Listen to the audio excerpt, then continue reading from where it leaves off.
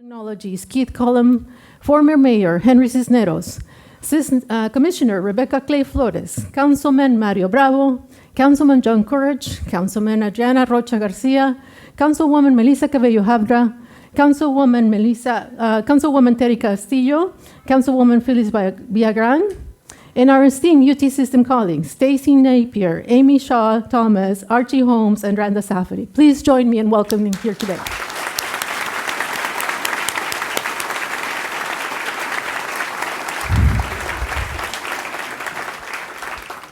I also want to thank the many UTSA staff and faculty who worked tirelessly to bring this project to completion, as well as our founding directors and 4 academic deans who have been instrumental in this process.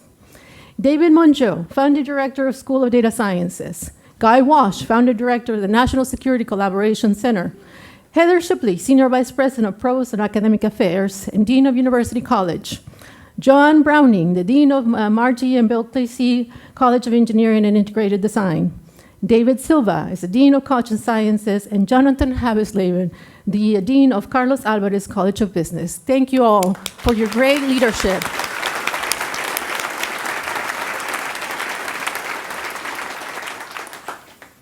I also want to take a moment to thank all of the teams who supported this project. As you can imagine, creating this facility took tremendous effort, and we are so fortunate to have worked with dedicated design-build team led by Whiting Turner, and including Jacobs and Overland Partners, and our team of architects, project management, and contractors and subcontractors, and our very own Corina Green and the UTSA staff that worked to make sure that this building came off the ground as you saw it, as fast as you saw it come out. So thank you all so much for your...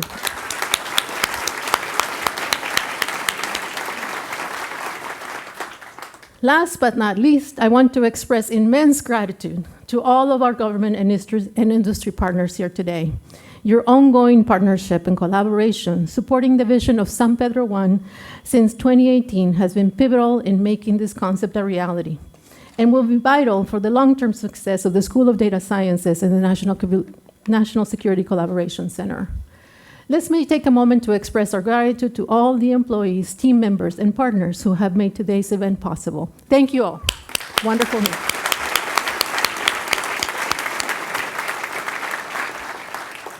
As we begin today's ceremony, I am proud to introduce a colleague who has been deeply committed to the development of downtown San Antonio and to the growth and the strategic growth for UTSA since he got here in 2017.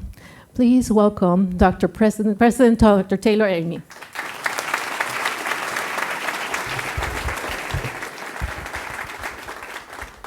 It won't surprise any of you that I share that I've been looking forward to this day for about 5 years. So here we are. It's a big day. Veronica, thanks for your warm introduction. Thank you also for your leadership in all that we are doing on developing UTSA and bringing the university forward and our interests in downtown. Your leadership has been marvelous. Thank you. So, to those who are seated and standing, good morning. Good morning, everyone. As you've heard me say frequently, I'll repeat myself, great cities need great universities, and that is one of our mantras. You've also heard me say that UTSA is the university of the future and the city of the future.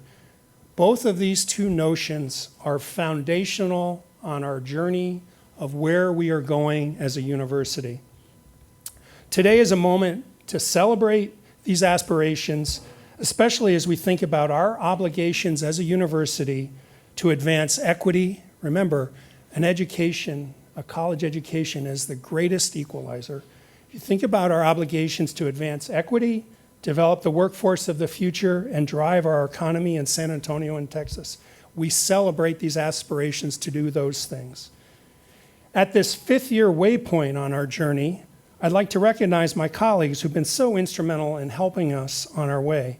Mayor Nuremberg, former city manager Cheryl Scully, Assistant City Manager Lori Hewson, City Manager Eric Walsh, you and your City Council colleagues have been instrumental in your advocacy for us.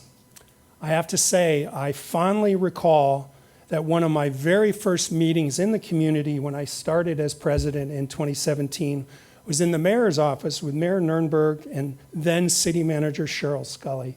And I had a chance at that time to talk about a dream, a hope, a vision for UTSA and what it could be for downtown San Antonio and what it could be for the university. I made very, very bold comparisons to what President Michael Crow at ASU was doing around the development of the ASU campus in Phoenix and where Phoenix was going as a city. And I knew, as I said that City Manager Scully had come from Phoenix to San Antonio and was fully aware of all of that effort in Phoenix. And I knew I was setting this whole thing up by not mentioning to her that I knew this. Sorry, Cheryl. But I did it for all the best reasons in the world. And so I mentioned that, and Cheryl happened to say, hey, Taylor, well, funny you should mention that. I worked in Phoenix with Michael Crow to realize everything, and I said to myself, yeah, I know. And that conversation started all of this. That was a wonderful, wonderful conversation that day. Former Judge Wolf, Bexar County Manager David Smith, Judge Sakai, you and your Bexar County colleagues have been immensely supportive of everything that we do at UTSA. Nelson, we are delighted that you'll be joining us as a Roadrunner to collaborate in the preparation of future civic leaders. Welcome to Roadrunner Nation.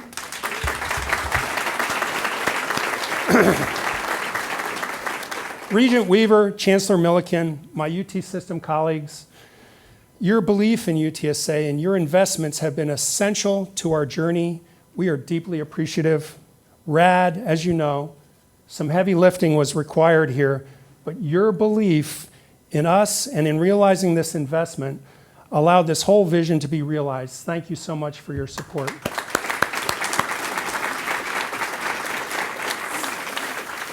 Finally, Graham Weston. Yeah, sorry?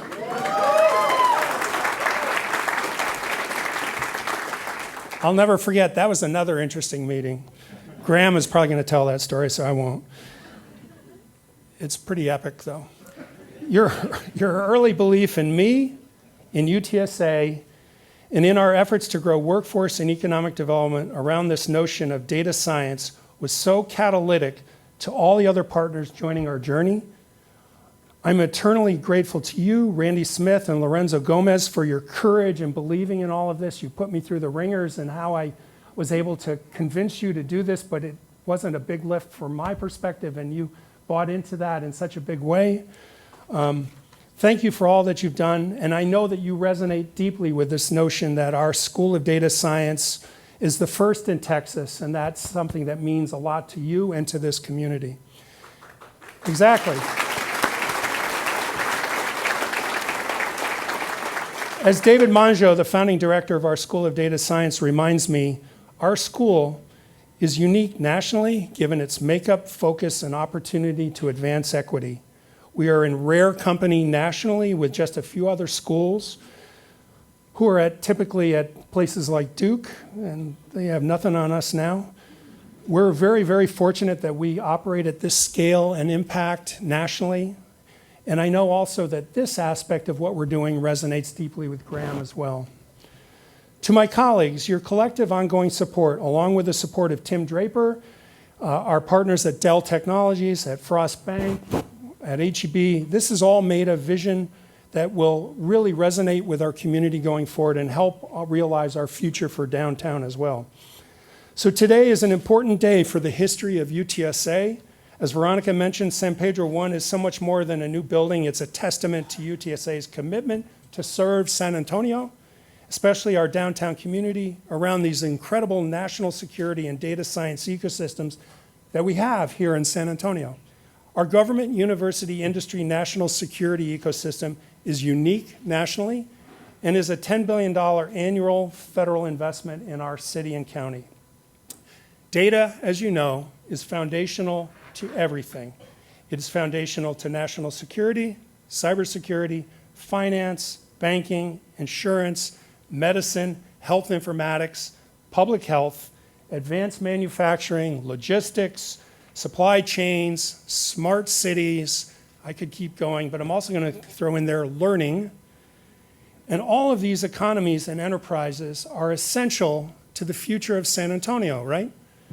So what you'll be hearing from shortly from Dr. Stewart from data.org is that data science is deeply interdisciplinary, using statistics, scientific computing, scientific methods, algorithms, and data curation to extract essential knowledge from vast quantities of sometimes noisy data. Data science uses techniques and theories from math, statistics, computer science, information technology, and domain knowledge to make extracted knowledge useful to the grand challenges that we face as a community, as a state, as a nation. Data science, should not be surprising at all to you, is also foundational to our friends and partners at USAA, HEB, Frost Bank, Dell Technologies, Accenture, Ernst & Young, Raytheon, Boeing, MITRE, Peraton, Valero, Newstar, Rackspace, UT Health San Antonio, NSA Texas, the 16th Air Force, the City of San Antonio, and Bexar County. These are our partners and friends. We all need data. This is the exact time and place to bring this School of Data Science forward. Also, not surprisingly, our new partnership with the US Census Bureau that will be announced at the luncheon later is another example of an incredible partnership to come. Talk about big data. We have the opportunity to educate and prepare the next generation of data science leaders to support our friends and partners, especially from the equity lens that is core to who we are at UTSA. Let's keep our educated workforce here in San Antonio serving our friends and partners, right?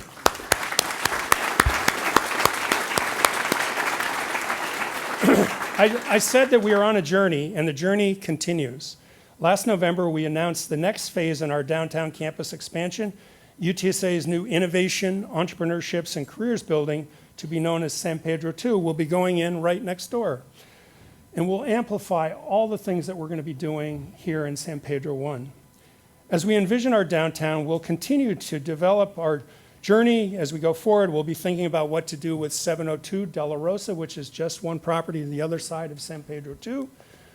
We'll be developing our downtown campus a few blocks to the west. We'll realize the full potential of our new UTSA Southwest campus and our new School of Art. We'll continue our ongoing efforts to bring forward our Hemisphere campus and our Institute of Texan Cultures as a foundational gateway for that part of our city. If I may remind you all, we're all in on these two notions that I started with. Great cities need great universities, and we are the university of the future in the city of the future. Look, many good things have happened of late.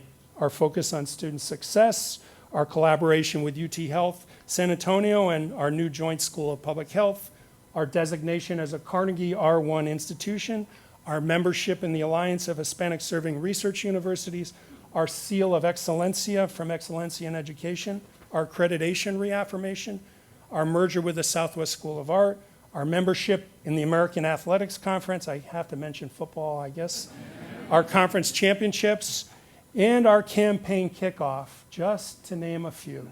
Today is another example of great things happening.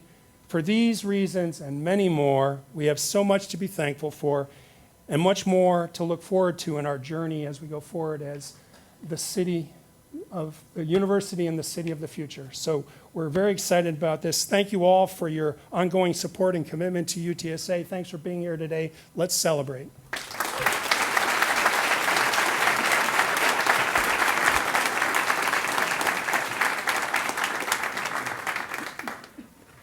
So thank you, Dr. Amy, for the great vision and support for UTSA and downtown San Antonio.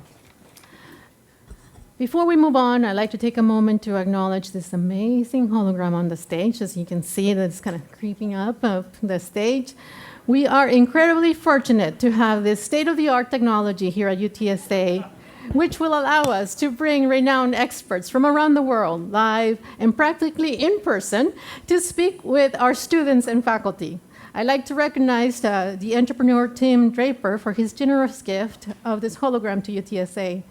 Tim is a great friend to our university, and having made a gift to establish the Draper Data Science Business Plan competition at UTSA in 2020, And the competition is preparing our data scientist students to be disruptors and leaders in the field, producing ideas that will change our world for the better.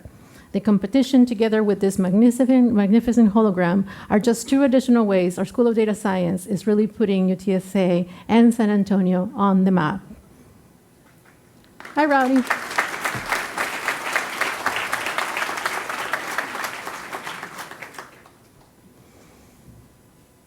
Okay, and now, honored to invite to the stage a true visionary for growth in San Antonio, Graham Weston. Mr. Weston helped to found Rackspace Geekdom, the 80/20 Foundation. He further supports San Antonio's downtown economic expansion through his real estate business, Weston Center and Weston Urban, and most recently through the completion of the Frost Tower. He's an avid supporter of UTSA, and we are grateful in the continued partnership with him. Please join me in welcoming Mr. Graham Weston.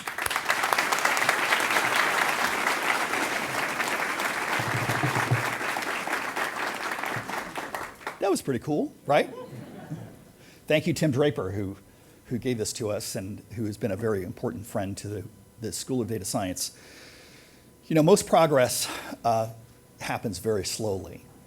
About just over 10 years ago, I came up with this idea that I really want. I was at the Pearl with one of my sons, one of my three sons, and we went to local coffee and got a coffee. And he looked around, he goes, maybe I could live in San Antonio someday. I think that was the first time he ever had that thought. That is the birth of my personal mission statement, was to help make San Antonio a place that my kids would move home to. And I have three of them, so I think I have three different opportunities for each of them. But progress happens very slowly. But certainly, 10 years later, we are certainly a city that is so much stronger and greater. It really has been, for the last 10 years, a city on the rise.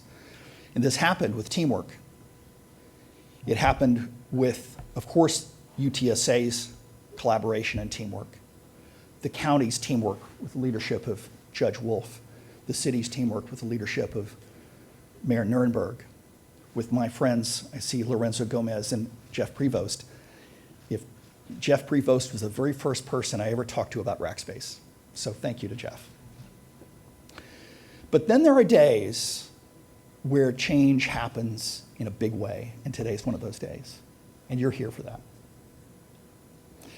In my household, we used to watch over and over a video of Steve Jobs announcing the iPhone. And he told us in that video, you should go watch it. It's easy to find. He talked about launching a device that was an internet communicator, a web browser. It was a computer, handheld computer, and it was a telephone, all in one. And it was a really big change in the world. I mean, the world is just different today than it was at that time. That's happening today as well. That is the sort of change that's happening to UT San Antonio, for sure, because they're launching, I think, the most important degree concentration in the world today. That is the one that they need, that the world needs more of. Every business, to compete, has to be able to have people who are experts in data science. That is the businesses, the great businesses of San Antonio. I'll give you an example. I see Phil Green behind me. Phil Green, who's the chairman and CEO of Frost Bank. Frost Bank today is a bank, but if their iPhone app does not work, if their smartphone app doesn't work, you're going to leave them. They're in the data science business. They need to be able to find great San Antonians to help them compete statewide, nationwide. Isn't that true? And this influence of data and the translation of the data, the use of data intelligence, these things influence so many of our businesses. And today, starting today, the world of data science runs through downtown San Antonio. This is the beginning of a very important enhancement of the university, an enhancement in the capacity and the regard of the School of Data Science that's going to be known around the world. There are only a handful in the world as it is. There's such a shortage of data scientists, and this data science has a number of different disciplines involved, but there's a huge shortage globally, and this is going to be one of the best places and one of the biggest places that data scientists will be found. They'll be born right here, within this 100 square feet, within this 100 feet around you is where they'll be born. That's a really big deal. UT San Antonio is already renowned around the world for its cybersecurity, but data science is so much bigger. It is a bigger scope. It is a bigger discipline. And together with cybersecurity, it becomes so much stronger. So I want to say thank you to Dr. Amy, to Nelson Wolf, to our mayor, and to city manager Cheryl Scully, because they're the people who saw this idea first. The bricks and mortar that you see here today were laid ultimately by their thoughts and their belief in it. And I want to say thank you to each of them, and thank you to every single one of you who contributed to getting us here today. So thank you.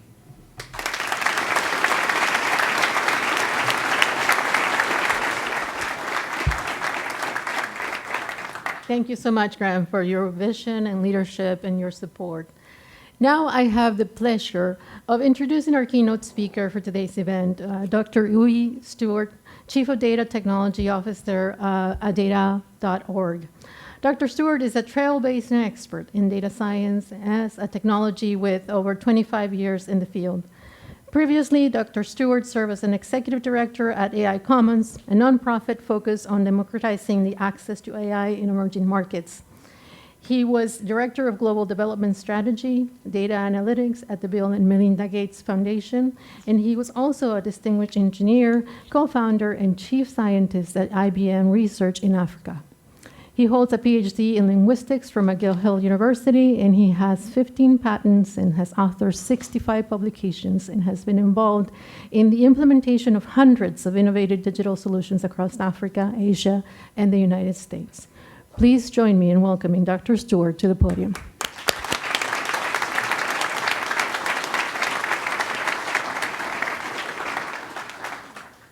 Wow. At least I got the memo. I have the school color on. Heather, thank you. Graham, to paraphrase what you said, it just makes so much sense to me, and I'm inspired. Progress and change is slow. But there are some days when change and progress happens in a big way. And that's what today is. I won't forget that. I hope you all won't forget that. A round of applause.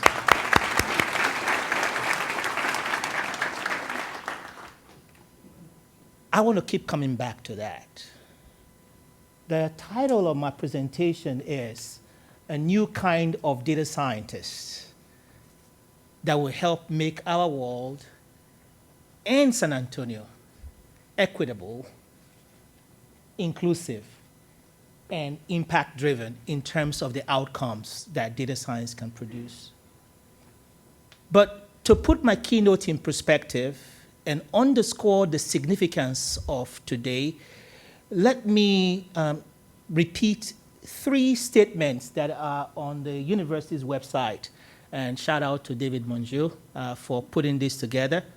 First, the US Bureau of Labor Statistics predicts 28% job growth in the data science field by 2026. And in 2021, Glassdoor's annual report of the 50 best jobs in America ranks data scientists as number 2. Here's the second point, and this is important too. Studies by Forbes and others show that among all tech fields, data science ranks the lowest in diversity, with fewer than 3% of data scientists being women of color, 5% Latina, 3% Black, and 0.5% Native American. As a cause for concern.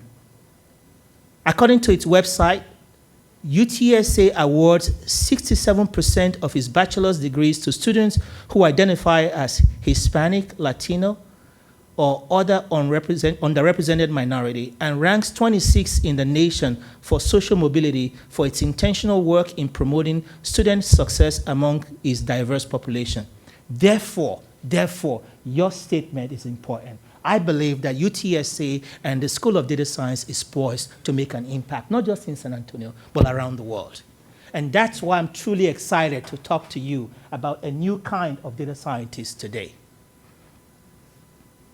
But ladies and gentlemen, our world is facing unprecedented challenges.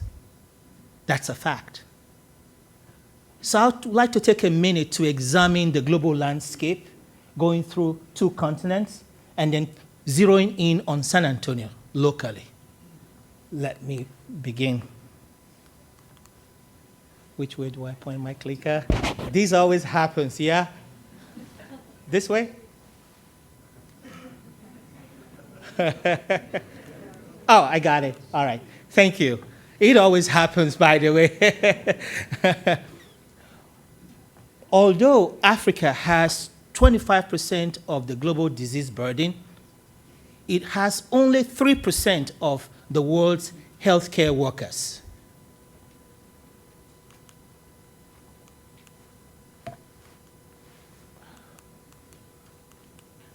I'll get this shortly. 73% of the Indian population lack basic medical facilities, according to the Times of India. Now, let's bring it home. According to the San Antonio report, San Antonio has reclaimed its status as the most impoverished major city in the country, as our last national census indicates. For the 2016 to 2020 period, an estimated 14.2% of its residents here in San Antonio metropolitan area live in poverty, on average in each of those years, more than any other of the top 25 most populous metros in the country. That percentage represents about 350 individuals, 350,000 individuals in the San Antonio Braunfels metro area. Just reflect on that. Let me take it nationally. 1 child out of every 6 in the US lives in poverty. That's roughly 12 million children that live in poverty in the US. I wish that's all that I want to say. There's more that happens in terms of inequalities in our world, here in San Antonio and everywhere. Illiteracy, gender inequality, food insecurity. Of course, the elephant in the room, climate change. These challenges are systemic. There isn't a one-size-fits-all solution to these problems. They are intricate and complex. And there's an urgency of the moment to begin to address these. And I'm going somewhere with this, and you know it's all about data shortly.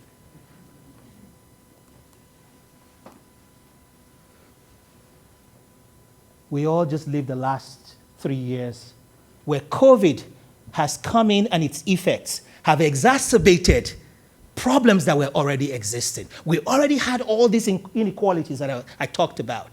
And then COVID came and weakened infrastructure even for civilized communities.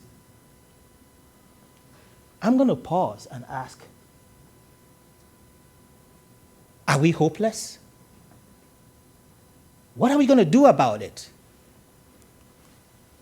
There's hope. What we need to do is to look back and learn from history. There are historical precedents. I mean, this is not the first time the world is in a catastrophic state, right? There are historical precedents for how global transformations can be orchestrated. There are several examples, but I choose to pick just one, the Gutenberg Press. I picked this because of the significance of what happens when you democratize access to all. That is, you address inequality. That's why I picked this example.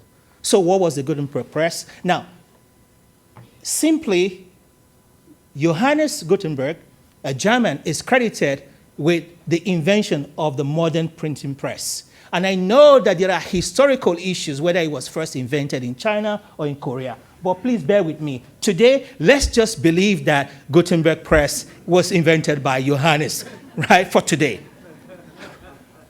But what is significant in this example is what we can learn from it, right? Is that through this one single technological innovation, knowledge was democratized for all. Prior to the printing press, there were only 30,000 books in Europe. In 50 years, we went from 30,000 books to 12 million. What happened? Mass literacy, mass communication, the rise of the middle class, economic growth, through one innovation. Let me repeat. Mass literacy, mass communication, the rise of the middle class, economic growth, through one innovation. So there is hope. There is hope. We have data. Let me put this again in historical perspective. Since the 18th century, our world has gone through at least 3 industrial revolutions. What is that? It is simply predicated on technology transforming society massively. That's industrial revolution. The first one was automated manufacturing. The second, the steam engine and electricity. The third, which we are just coming out of, the rise of the internet and electronics or information technology. Everyone believed that we are now entering the 4th industrial revolution, which is predicated on the gains, the outcomes of the 3rd industrial revolution, which is the internet, electronics, and information technology. The 4th industrial revolution is still emerging, so we have an opportunity. The narrative says that it's all about data and our ability to turn that data into knowledge. Unfortunately, the reality, even though data is everywhere, is that there is still massive inequality, even in the data space, so-called the digital divide. Do you know that nearly 3 billion people do not have access to the internet right now? And 96% of the 3 billion live in the developing world. Yet there is a 4th industrial revolution, which means that there is massive global inequity. Do you know that there are more mobile phones in Africa than adults?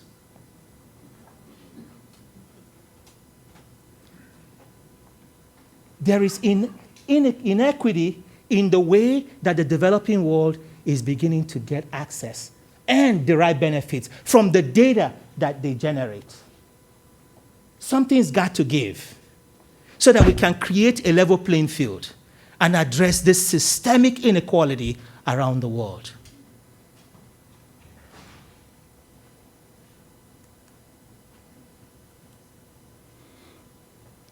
What has to give is data science.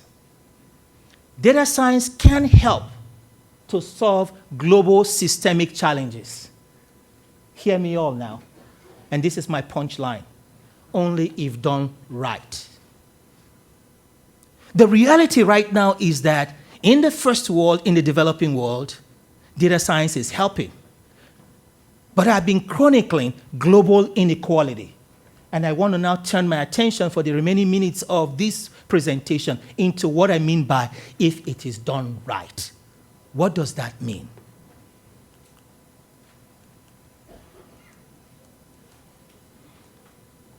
just like we saw with the Gutenberg Press, that we democratize data and data science, that we make it available to all, which is why we applaud the likes of Graham, that we make it available, accessible. Because when that happens, it creates a pathway for the digitalization of knowledge for everyone. Now, those are a lot of words. What I want to do now is to break it down. What does that mean when we democratize data science? And what is that pathway for the digitalization of knowledge? Those are the next two slides I'd like to present. My wife tells me I don't have directional flow, so I'm always going one way or the other, but bear with me, I'll get this right.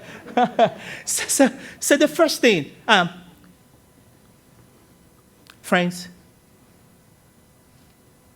we need to localize data science, which is why, again, I applaud what you're doing here. We need to localize data science and the data scientists. Why? Because only those who are closest to the problems are best equipped to address the problems. Let me tell a simple, quick story. Please bear with me. This comes from my time in Kenya. Today, the world, all around the world, we have something called mobile payments. But back then in Kenya, there was only one mobile payment company, which shall remain nameless. They charged exorbitant fees, and they put their payment center without any rhyme or reason in faraway places. And what happened? Two consequences. Number one, just to go and withdraw 100 bobs, which is less than $1 or so, you have to trek, walk, maybe sometimes 10, 15 miles. This puts a burden on poor folks. Second, when you get there to withdraw the money, they charge 30%. So you want to get $1, and you end up living with 70 cents. That was the reality. And so the locals figured out that there is a way to move money electronically, and that is through the mobile phone. And that's what M-Pesa in Kenya is all about. It started out as the need by locals to address a local problem. And I just explained the local problem. Today, what is the reality? If you have a teenager, and I have 4 in my house, 18 to 26, they have no clue what is a checkbook. It's about Venmo, and Zelle, and moving money electronically. That is how local innovation can change the world. It started in Nairobi, Kenya, and today it has transformed the world. It is possible, friends. And that's the message, that we localize data science. Because those who are closest to the problem can know how to address that problem best. I have on this slide, and this is our mission as an organization, data.org. We're already partnering with UTSA School of Data Science. Our mission in 10 years, is to create 1 million purpose-driven data practitioners all around the world. And we need partnership. Again, I applaud the work that we're doing, David already, and Amanda and Jinwei. We can't stop now. Yeah? So what's the potential for San Antonio? It's a rhetorical question. What's the potential for San Antonio? I want to end with 3 examples from my time in Kenya. A little over a decade ago, I had the profound opportunity of my life. I'm African from Nigeria. I was asked by IBM to go back to the continent that gave birth to me to go set up the first data science innovation lab in the continent, the first of its kind. What a remarkable opportunity. Jumped at it. Today, that lab has gone from 1 location to 2. We've been able to repatriate over 100 PhDs from around the world working on local problems to address the continental issues. I want to give 3 examples of what we were able to do while I was on the ground. Example number 1. The problem was poor folks cannot get loans. That was the problem. Poor folks cannot get loans. This is not a Kenyan statement. It's true in San Antonio. What was the issue? What was the obstacle? Because banks do not have a digital way to assess the risk of giving money to poor folks. That is, they don't have a credit score. Well, they don't have a credit score because they are poor. So what's the innovation? Data came to the solution.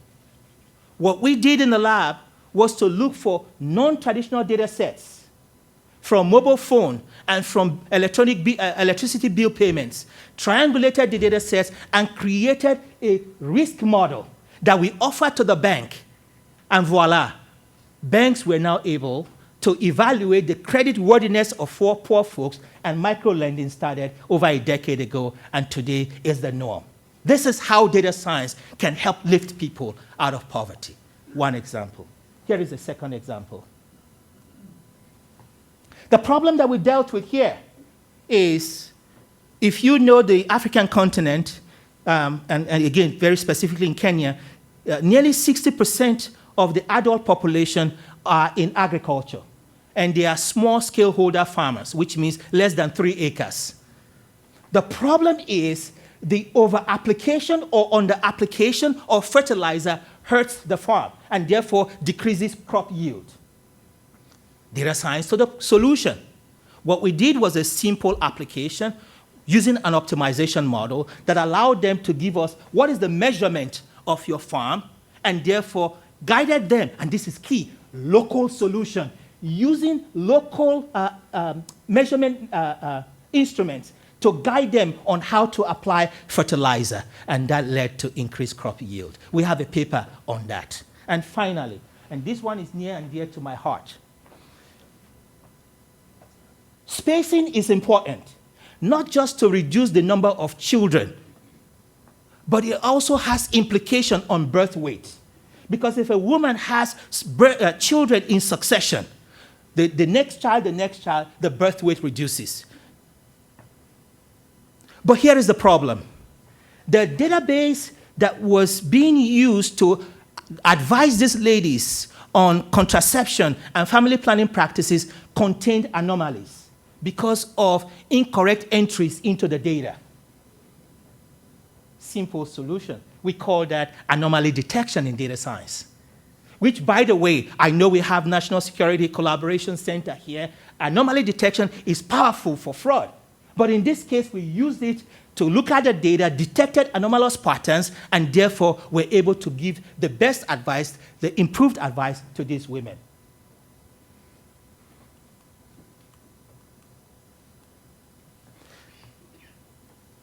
The work we do is complicated because of systemic issues that I've addressed. But the reasons we do it is simple. Let me quote the UTSA vision statement on your website, and I love it. To inspire and prepare a generation of data scientists who will make our world equitable, inclusive, informed, and secure. That's why we do it. And ladies and gentlemen, thank you for your time.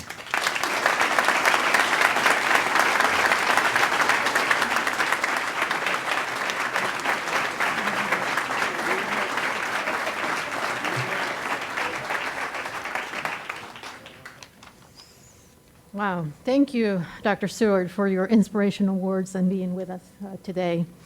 I would like now to invite all of our honored guests seated behind me to participate in our ribbon cutting, because we have so many supporters. We have multiple ribbons, so please stand up and we'll pass out the ribbons.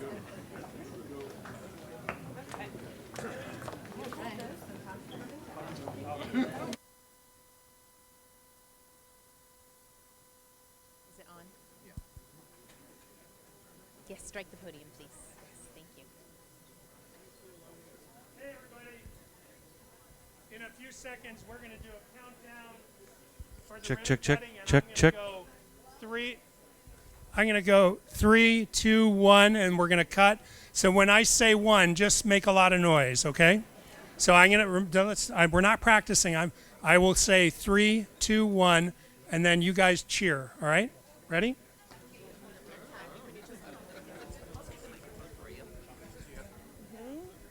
Everybody.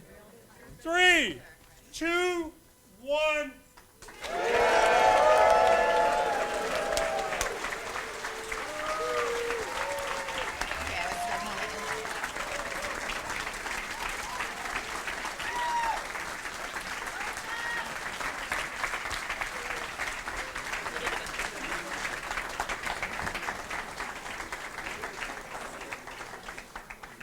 So that's a wonderful moment. Thank you all for being here. I'd like to invite everyone to our luncheon just down the hall, to the left, the Weston Conference Center, where we'll be enjoying a meal catered by Johnny Hernandez and the True Flavors, hear from our visionary panelists and our future of data science.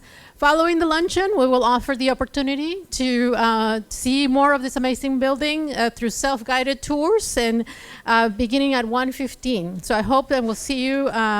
You will stay and enjoy the afternoon with us. And thank you very much for coming. Go Runners!